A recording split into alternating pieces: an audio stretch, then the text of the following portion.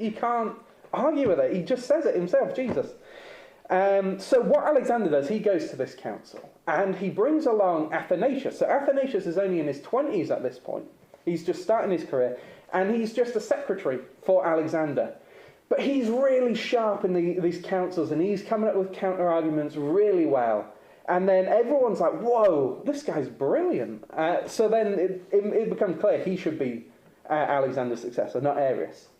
So then that's what happens. Alexander dies shortly after this council, and they make Athanasius the Coptic Pope, and now he's in charge of the African church.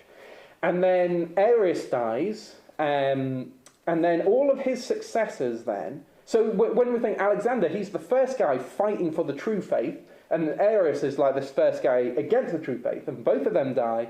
It's the next generation now.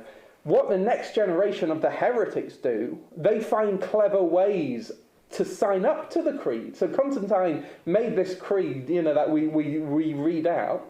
He made it so the false teaching is not allowed anywhere. But these successors of Arius phrase everything cleverly so it fits in, so they can infect it and they can bring in their false pagan view of God into this true view that Constantine set up. So, like, for example, one thing they say is like, but then God the Father creates time through Jesus. So Jesus, there wasn't a time when Jesus was created because time didn't exist yet. And they're like, no, that's just so sneaky. You know what I mean? That's just... But the great philosophers, they're good at being sneaky and clever. So they just really want to take out Athanasius. So they keep getting him exiled, and he gets sent to loads of different countries because they say, we can't leave him in charge of Africa. But he keeps writing these letters from exile, and no matter how far he is, people look to him as the leader of the church, not whatever heretics that tried to get set up.